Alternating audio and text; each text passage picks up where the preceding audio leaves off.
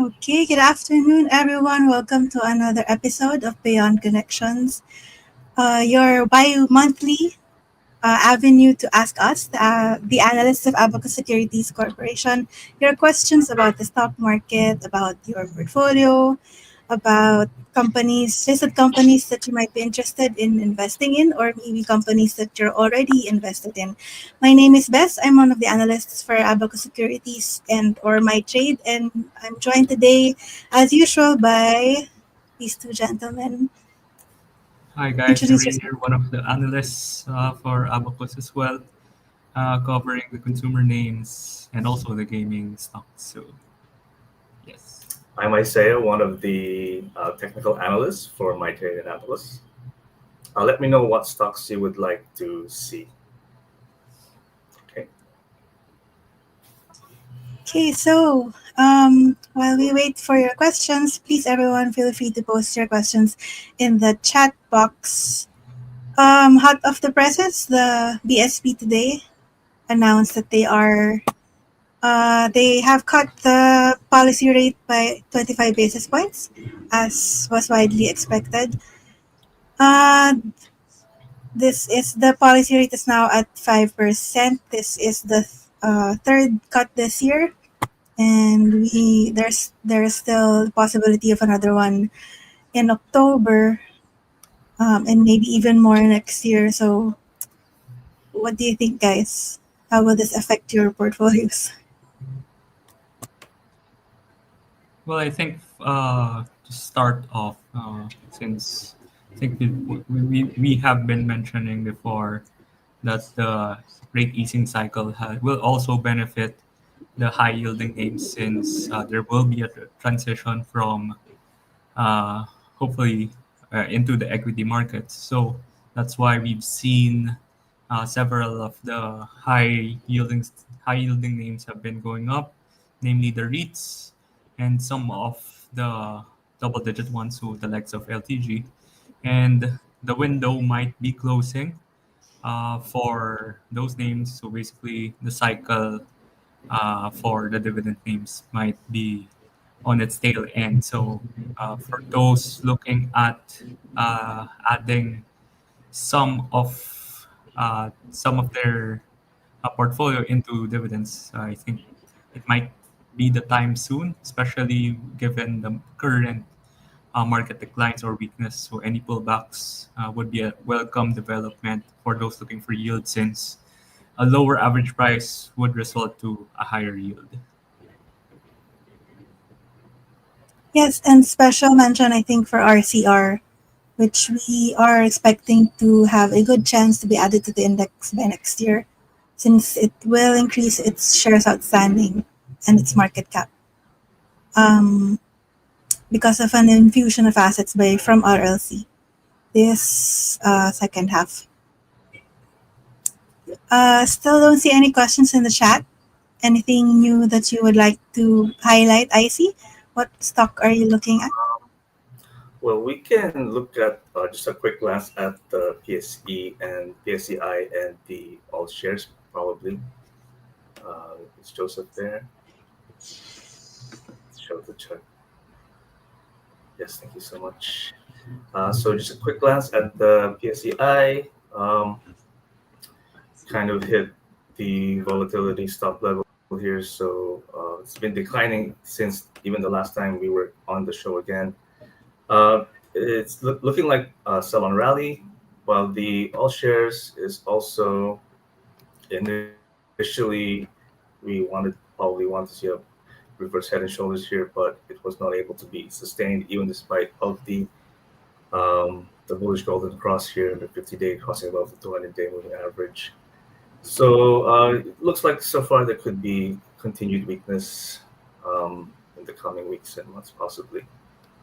So that's a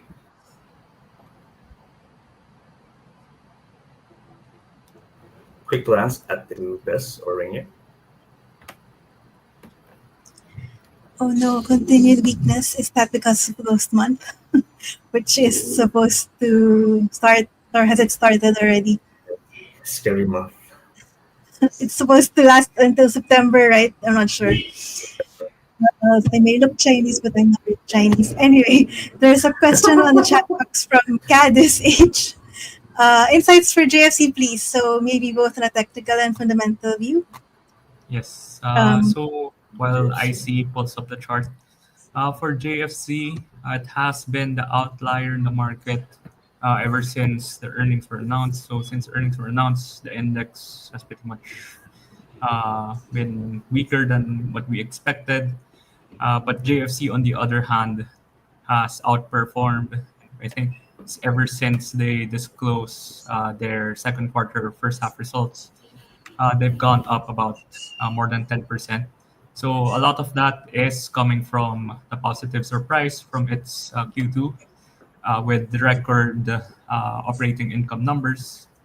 Uh, that was highlighted by profit gains or margin gains, especially with the recovering of CBTL, one of their recent acquisitions, and that has been positive, or those have been positive since part of the coffee and tea portfolio includes its acquisition last year, the Korean composed coffee, which has been uh, accretive for JFC. So basically, what we're seeing for JFC, that there is only one drag so far, a big drag, which is Smash Burger, but also we are closely watching what's happening in China and Vietnam that uh, could potentially be softer in Q3, but I think so far, uh, uh, what we're seeing for GFC is it will continue to see a positive uptrend, both in earnings and share price. So I see maybe you would have more insights. Sure.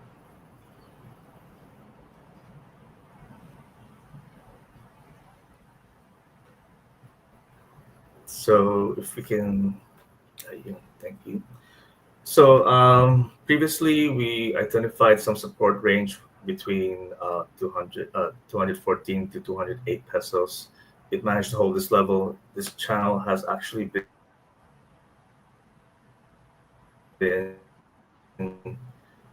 doesn't really trend well. So if you were going to get into this stock, now would be a good time with the downtrend line break. Hopefully, as it's already close to the resistance here at about 244 pesos, you probably want to buy this on the dip, probably closer to the 20-day moving average, which is about 26 pesos per share at the moment. So, yeah.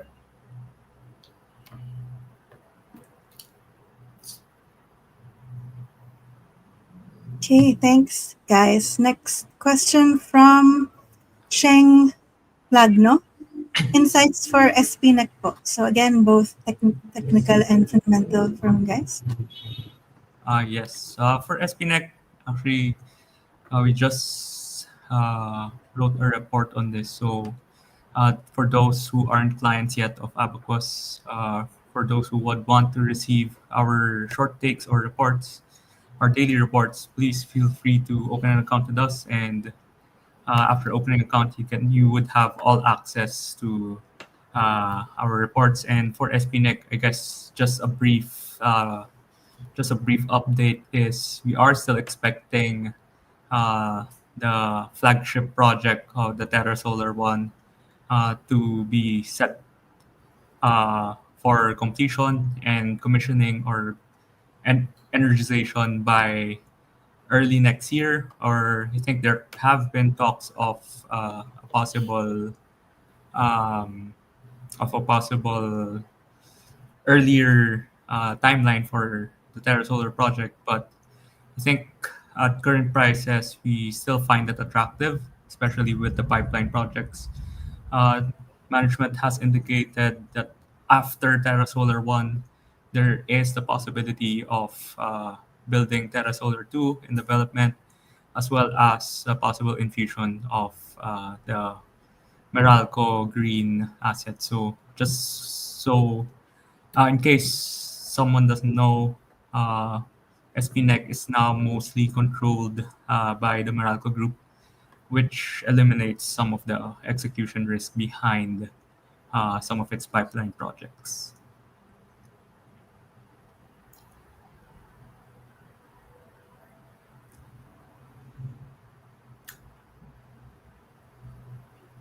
As for the chart for Espinet, hopefully you can load the chart there. Just quick glance at the chart. So previously, it looked like it was going to break out of its short-term consolidation and test 179 resistance, which was the peak in about March 2023, but that did not materialize. It's broken below the 50-day now, but it's already close to tested several times at about looks like 130 peso per share. So it's right support, but maybe not yet time um, for trend followers to come in. So that's it for Espinet. Okay, thanks again, guys. So moving on to the next question from Willie Castro. How will the Konektadong Pinoy law affect Tel, Globe, and Converge?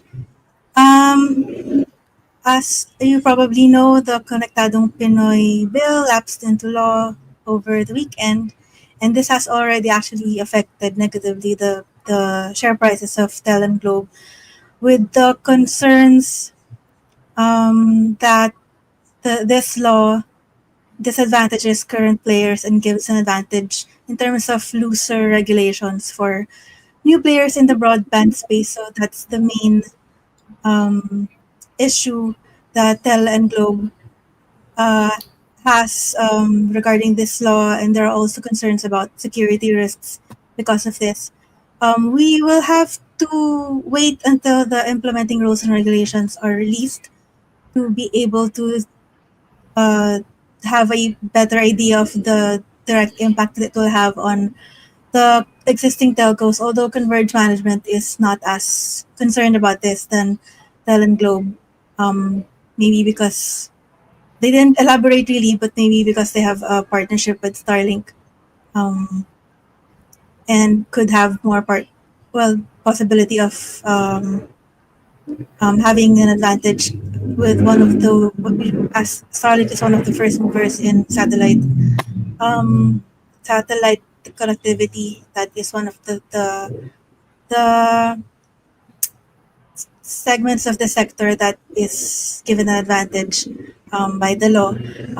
So officially, I think it would take 60 days for the IRR to be released, but the ICT officials I believe, are fast tracking this to just 30 days. So we will probably see more volatility for telco stocks because of this until that is published, the IRR published and digested by the market. So unfortunately, that's something that will be weighing on the share prices or sentiment for telco stocks in the near term.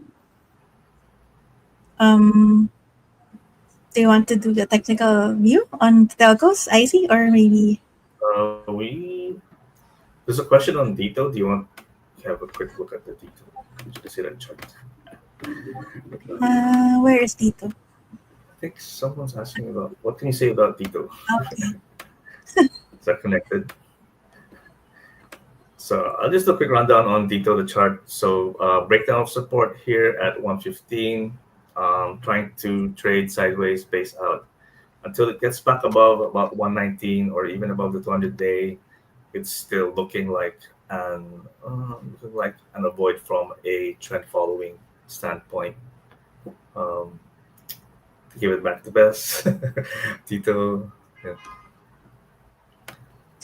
Yeah, unfortunately, we don't really cover Dito. However, uh, so many years on from this thing and um, starting its investments into becoming a third telco, we still don't see profitability for the company, unfortunately. So yeah, we don't have a recommendation on it. And from the technical point of view, from IC's point, he said avoid, right? That. Yeah. Next There's probably better question things to from. trade. Sorry.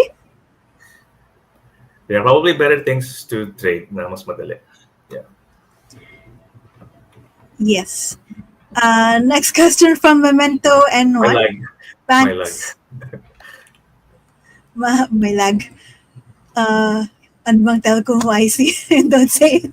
Anyway, next question from Memento N1, Metrobank and BPI. So, it's not really a question, it's just a list. So maybe after maybe I can also give a technical viewpoint on these two stocks. But BPI, we are more positive on this than Metrobank, mainly because BPI is uh, going into more consumer banking where the yields are. And although there have been concerns voiced by some of the investing community and more so by probably by foreign investors about the possibility of um, uh, asset quality possibly deteriorating because of the higher risk that consumer banking entails, we have seen the share price of BPI come down from recent from levels of from a few weeks ago. Mainly, what the concerns are looking at is the NPL coverage, which has gone down. But we don't believe this should be that big of a concern since most of the consumer loans that BPI is venturing into are secured ones that don't really need a lot of um, NPL coverage. So these are mortgages and auto loans, and also the consumer loans that are not secured, meaning the personal loans and some of the personal loans and the credit card loans. They have coverage ratios that are well above 100%. So we're not that concerned. We don't share those concerns about BPI's asset quality. It has proven in the past that they have maintained exceptionally premium asset quality, which is one of the reasons why the market has given it a premium in terms of PE and price to adjusted book value. And we believe this should lead BPI share price apart from the higher yields coming from consumer banking. This history of having superior asset quality should shield it from the higher risk of venturing into consumer banking. For Metrobank, unfortunately, we think it would be more affected by NIM compression coming from the lower interest rate environment that we are expecting to come by next year, from the policy rate cuts of the BSP, not just this year but also next year. So we do expect interest rates to come down, although gradually. Um, this should reduce the yields and net interest margins of the sector overall, and those banks that have lower exposure to and higher yielding loans, such as consumer loans and loans that take longer to reprice lower to the new rates or the expected new rates. Um, they should see more of that NIM compression as the environment uh, turns to turns back to lower interest rate levels.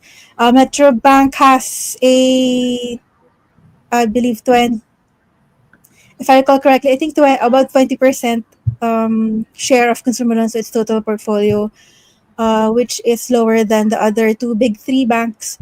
Um, and BPI should increase further its consumer loan share, which would put it at an even more advantage versus Metrobank and BDO as well. So that's why we are more positive on BPI than the other two big three banks. So maybe a technical point of view, I see. Sure. Um, so BPI has unfortunately broken below this support level 115.90, but as long as it gets back above quickly in the next few days, um, it should be okay. So if you're looking for to buy, probably on the break of the downtrend line, um, above the downtrend line and the 20-day MA. So that might be the signal to get back into the stock for BPI.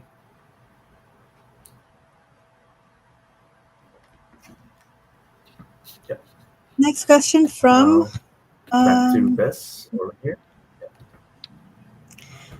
yes, next question from Mary Santos. Okay to buy LTG or OJP?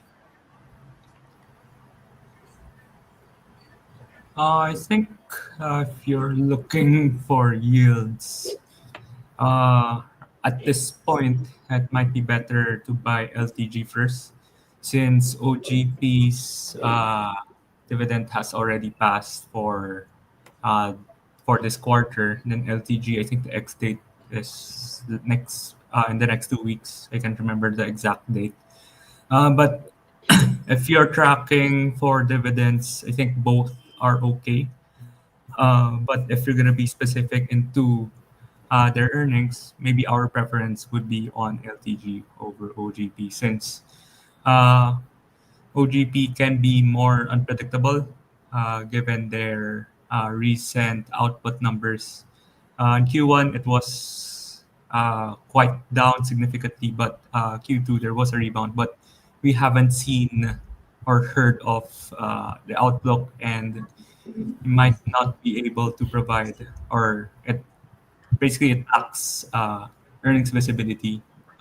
So that might be tricky in the coming quarters. So uh, for for consistency, or just for a safer play, it might be LTG over OGP. But both are closing in at uh, just below 10% yield. Although I think OGP is a little higher. I believe recently Philip Morris, is that right? PMFTC um, released earnings results that were better than expected. No, Yes, am I yes. right, Rina? Yeah, so that's another thing going for LTG. How about for the technical viewpoint? I see. Oh, for things with LTG, just quick look. So LTG clearly has had a very good run, but it looks like it could be trading. I'm sorry, just trying the channel. Trading at the top of its range. So you may want, if you're like a swing trader, you may want to lighten up at these levels now. OJP, look, OJP, same thing. You may want to lighten if you are more like short term swing trading. Yeah. So pretty much very similar charts. So yeah, back to Rainier Invest. Okay, thank you again. So let's look for new questions from Kyle Barrera asking about the Konektadong Pinoy Act. We tackled that earlier. Maybe rewind once the live ends. From Victor Sabalio, how about po East West? East West is one of those banks that are highly concentrated on consumer loans. So they are, I think, the percentage of consumer loans is at 84%. um, Very high, uniquely high among in the sector. So this shields them from NIM compression coming or expected by next year, since consumer loans take at about a year or so to reprice, or yeah, a year or so to reprice, since we they those mortgages usually reprice after the first year, and then we have to wait for the other consumer loans to um, mature, then be replaced by lower yielding ones when the lower interest rate environment arrives. So that's an advantage going for East West. We actually recently updated our target price for the stock. If you're not yet subscribed or a client of MyTrade, you might want to sign up and be able to see our reports as soon as they are published. So this is one of those banks that we prefer. Fortunately, it's a little bit illiquid compared to other banking stocks, so that's the main disadvantage for this. Uh, so we more than instead of an outright buy, we are more of an accumulate for this. And how about for the TA viewpoint? I see again. for the technicals. Yes, there you go. The fact that it's holding at the 50-day moving average after an initial run up is bullish technically. So it's also the lower oscillator also shows that it is currently oversold, which gives it a good risk reward entry at this point. Back to Bess and Rainier.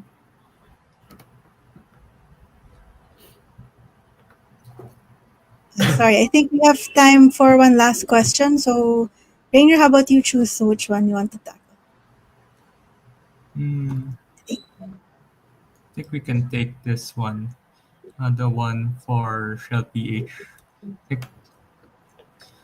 Is there any chance to cover Shell PH within 1 or 2 months share price increase by 20%?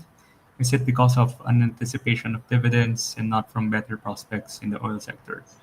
Yes, I think during the PSE Star, they did mention their plans to restore dividends, and that's through some restructuring uh, in order to free up some capital and basically erase some retained deficit. But for covering LPH, might not be in our horizon since the sector is has been reeling and not much positive outlook from the sector. And so basically that answers the second question. It's not really because of better prospects. Actually, I think over in the first half of 2025, Shell PH's net income declined by almost half. So it's not really a good time to take a look at Shell PH. And just to mirror or just to echo what IC said, there might be better place uh, apart from Shell.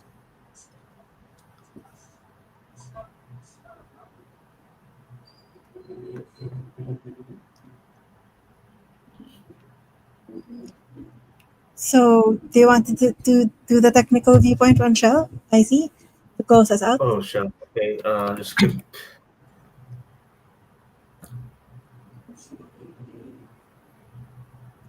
quick look. Hmm. Shell has been in this descending channel for quite some time until the accelerated deceleration and recently tested the 200-day moving average, but we probably want to see it trade sideways further, maybe a double bottom or some kind of reversal pattern. So probably look for something else to trade at this point. So that's my take on the technicals on Shell. Back to Bess and Rainier. Okay, thank you guys. I think that's all we have time for this afternoon. Think we do still have some questions on the chat box, but we'll take note of those for next time. Thank you for spending your afternoon with us. Any parting words, guys? So it hasn't been an easy ride for the market lately, and I think that is still an understatement.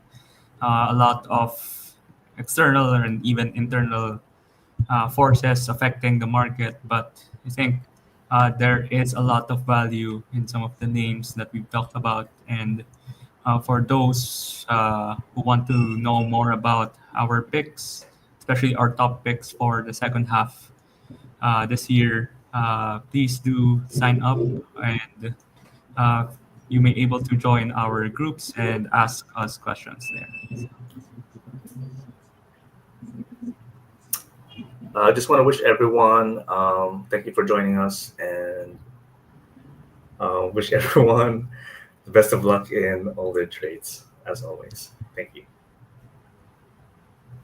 Thank you, guys, and we'll see you again on the next episode of Beyond Connections. Happy trading for now. Bye. Thank you.